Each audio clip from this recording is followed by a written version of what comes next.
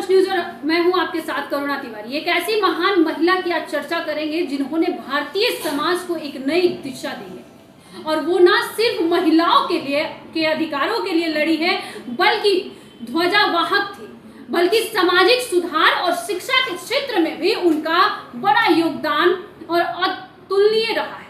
हम बात कर रहे हैं सावित्रीबाई फुले की, जिन्हें भारत की पहली महिला शिक्षिका के रूप में जाना जाता है। सावित्रीबाई फुले का जन्म 3 जनवरी 1831 को महाराष्ट्र के नायगांव में एक गरीब और पिछड़ी माली जाति में हुआ था। उस समय भारतीय समाज में महिलाओं की जो स्थिति थी उसे अत्यंत दयनीय थी। महिलाएं शिक्षा से वंचित थी, बाल विवाह प्रचलित था और जातिवाद का भी बोलबाला जोरों पर था।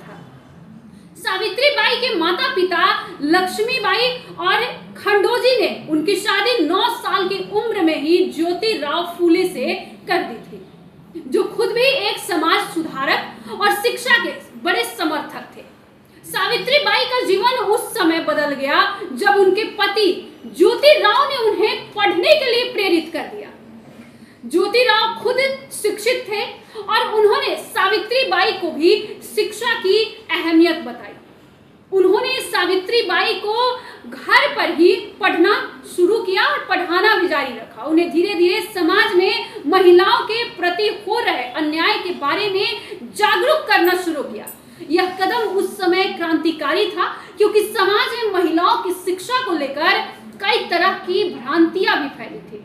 सावित्रीबाई ने शिक्षा को न केवल अपने जीवन में अपनाया, बल्कि इसे एक महान मिशन बना लिया।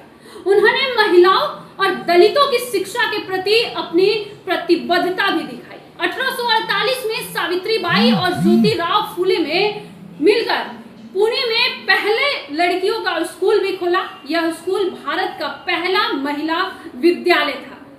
बता दें कि सावित्रीबाई इस स्कूल की पहली शिक्षिका भी बनी। उस समय हमारे समाज के उच्च वर्गीय और पुरुष प्रधान मानसिकता वाले लोग इस कदम का कड़ा विरोध कर रहे थे। सावित्रीबाई को लोगों के ताने सुनने पड़े, उनके ऊपर कचरा फेंका गया, लेकिन उन्होंने कभी हार नहीं मानी।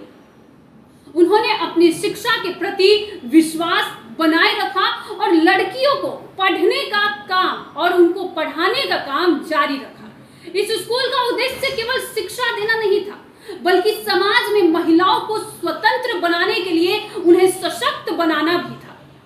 सावित्रीबाई फुले केवल एक शिक्षिका नहीं थी, बल्कि वे एक समाज सुधारक भी थी। उन महिलाओं के लिए जो अपने अधिकारों के लिए कभी लड़ नहीं सकती थी, उन्हें संघर्ष करना सिखाया, विशेष रूप से विधवाओं और दलित महिलाओं के लिए। उस समय विधवाओं की स्थिति बहुत ही दयनीय हुआ करती थी। उन्हें समाज से बहिष्कृत कर दिया जाता था। सावित्रीबाई ने विधवाओं के पुनर्विवाह के पक्ष में आवाज उठाई और उन्हें समाज में एक सम्मानित स्थान दिलाने के लिए काम भी किया, और संघर्ष उनका लगातार जारी रहा। उन्होंने बाल विवाह और सती प्रथा जैसी कुरीतियों को भी विरोध किया। सावित्रीबाई और ज्योतिराव फुले ने मिलकर विधवाओं के लिए एक आश्रम भी खोला, जहां वे सुरक्षित और सम्मान पूर्वक जीवन जी सके। सावित्रीबाई और ज्योतिराव ने मिलकर 1873 में सत्यशोधक समाज की स्थापना भी की। इसका मुख्य उद्देश्य था समाज में जाति, लिंग और धर्म के आधार पर हो रहे भेदभाव को समाप्त करना। सत्यशोधक समाज ने सभी के लिए समान अधिकारों की मांग की और महिलाओं की शिक्षा, स्वास्थ्य और सामाजिक स्वतंत्रता के लिए काम किया। सावित्रीबाई ने समाज में समानता के लिए जो काम किए वे आज भी हमें प्रेरित करती है। वे हमेशा सामाजिक सुधार और जातिवाद के खिलाफ रही है, और उन्होंने यह सुनिश्चित किया कि महिलाएं और दलित समाज में अपने हक और सम्मान के साथ जी सके। सावित्रीबाई का जीवन केवल शिक्षा और सुधारों तक सीमित नहीं था, बल्कि उन्हें अपने संघर्ष के दौरान कई मुश्किलों का सामना भी करना पड़ा। समाज ने उन्हें हर कदम पर नीचा दिखाने की पूरी कोशिश की। उनके और उनके पति के खिलाफ नफरत फैलाने वालों ने उन्हें समाज से बाहर करने की कोशिश की। लेकिन फिर भी सावित्री बाई कभी भी हार नहीं मानी और डरने वालों में से नहीं थी। वे अपने मिशन पर अडिग रही और उन्होंने समाज के उन कुप्रथाओं के खिलाफ लड़ाई जारी रखी जो महिलाओं और दलितों को हमेशा से दबाती आई थी। 1897 में जब प्लेग की महामारी फैली, तब सावित्री बाई ने बीमार लोगों की देखभाल के लिए अपना पूरा जीवन समर्पित कर दिया।